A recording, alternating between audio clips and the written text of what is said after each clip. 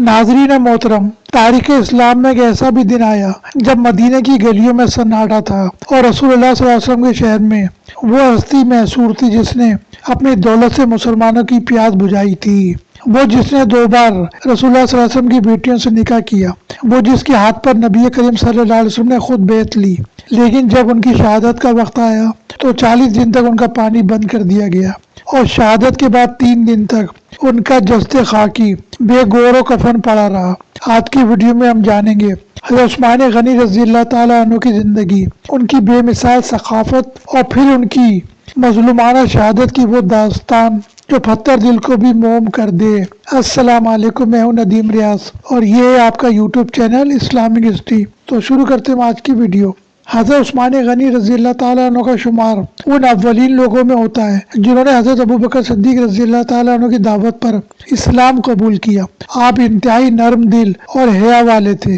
اللہ نے انہیں وہ مقام دیا جو کسی اور انسان کو نہیں ملا۔ رسول اللہ صلی اللہ علیہ وسلم کی ایک بیٹی حضرت رقیہ رضی اللہ تعالیٰ عنہ کا نکاح آپ سے ہوا۔ جب ان کا انتقال ہوا تو حضور صلی اللہ علیہ وسلم نے اپنی دوسری بیٹی حضرت ام کلثوم رضی اللہ تعالیٰ عنہ بھی آپ کے نکاح میں دے دی۔ اس لیے تاریخ بھی انہیں ذوالنورین، 2 نور والے کے نام سے یاد کرتی ہے۔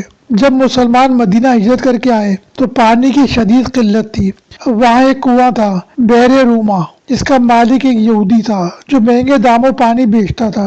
حضرت عثمان غنی رضی اللہ تعالیٰ عنہ نے وہ کنواں منہ مانگی قیمت پر خریدا، یعنی تقریباً 20,000 درہم میں، اور اعلان کیا آج سے یہ کنواں امیر غریب مسلمان اور غیر مسلم سب کے لیے وقف ہے۔ سوچئے جس شخص نے پوری امت کے لیے پانی کا کنواں خریدا، آخر میں باغیوں نے اس شخص پر پانی بند کر دیا۔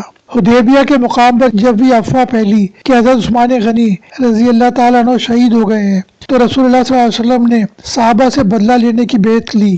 نبی کریم صلی اللہ علیہ وسلم نے اپنے ایک ہاتھ کو عثمان کا ہاتھ قرار دیا اور اپنے دوسرے ہاتھ پر رکھ کر بیعت کی۔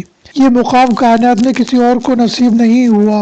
حضرت عمر رضی اللہ تعالیٰ عنہ کی شہادت کے بعد آپ تیسرے خلیفہ بنے۔ آپ کا دور سب سے زیادہ خوشحالی کا دور تھا۔ قیصر و کسریٰ کے خزانے مدینے آ رہے تھے، لیکن پھر ایک فتنہ اٹھا۔ عبداللہ بن سبا نامی یہودی منافق اور اس کے ساتھیوں سبائیوں نے بصرہ، کوفہ اور مصر سے لوگوں کو خلیفہ کے خلاف بھڑکایا۔ یہ ہزاروں باغی مدینہ پہنچ گئے اور حضرت عثمان غنی رضی اللہ تعالیٰ عنہ کے گھر کا محاصرہ کر لیا اور کوئی چیز پانی سمیت اندر نہ جانے دی۔ ام المومنین حضرت ام حبیبہ رضی اللہ تعالیٰ عنہ ان بلوائیوں کو محاصرہ ختم کرنے کا کہنے کے لیے گئیں تو ان بدبختوں نے حرم نبوی کا بھی احترام نہ کیا اور ام المومنین کی شان میں غلیظ الفاظ کہے اور آپ رضی اللہ تعالیٰ عنہ کی سواری کو زخمی کر دیا۔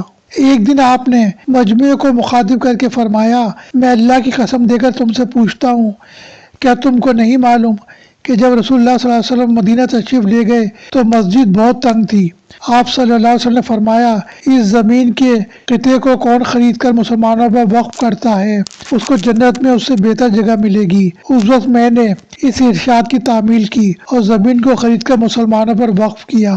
آج تم اس مسجد میں 2 رکعت نماز پڑھنے سے روکتے ہو۔ میں اللہ کی قسم دے کر تم سے سوال کرتا ہوں، کیا تم کو نہیں معلوم کہ جب رسول اللہ صلی اللہ علیہ وسلم مدینہ تشریف لائے تو یہاں بئر روما کے علاوہ میٹھے پانی کا دوسرا کنواں نہ تھا؟ رسول اللہ صلی اللہ علیہ وسلم نے فرمایا، اسے کون خرید کر مسلمانوں پر وقف کرتا ہے اس کو جنت میں اس سے بہتر ملے گا، تو میں نے اس کو خرید کر وقف کیا اور آج تم مجھے اسی کنویں کا پانی پینے سے روکتے ہو۔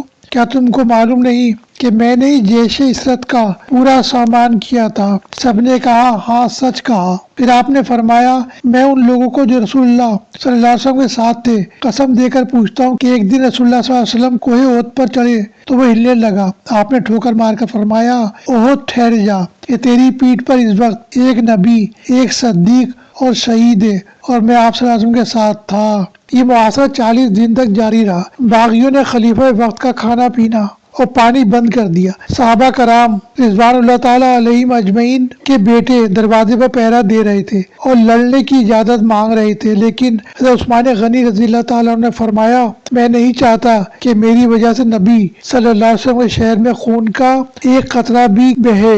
جمعے کا دن تھا۔ حضرت عثمان غنی رضی اللہ تعالیٰ عنہ روزے سے تھے۔ آپ قرآن پاک کی تلاوت کر رہے تھے، باغی دیوار پھاند کر اندر داخل ہوئے۔ اس کے بعد ایک غافقی بڑھ کر حملہ آور ہوا اور کلام پاک کو پاؤں سے ٹھکرا دیا۔ ایک دوسرا شخص کنانہ بن بشر نے اس زور سے پیشانی پر لوہے کی لاٹ ماری کہ حضرت عثمان غنی رضی اللہ تعالیٰ عنہ پہلو کے بل گر پڑے اور خون کا فوارہ کلام اللہ کے اوراق پر جاری ہو گیا۔ اس کے بعد ہی عمرو بن الاحمق نے سینے پر چڑھ کر مسلسل کئی وار کیے۔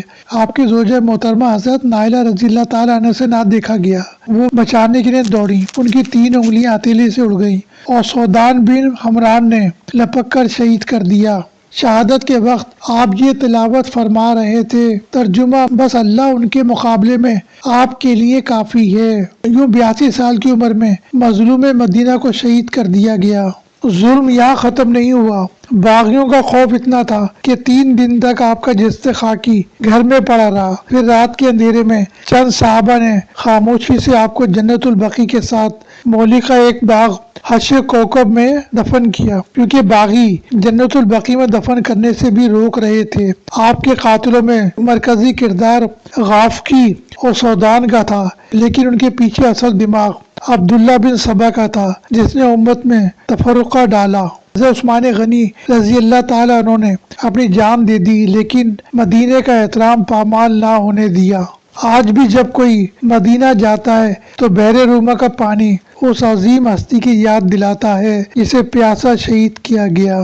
یہ تھی حضرت عثمان غنی ذوالنورین کے بارے میں ہماری آج کی ویڈیو۔ اسی طرح کی معلوماتی ویڈیو دیکھنے کے لیے دیکھتے رہیے ہمارا یوٹیوب چینل اسلامک ہسٹری۔ ملتے ہیں انشاءاللہ ایک نئی ویڈیو کے ساتھ۔ السلام علیکم۔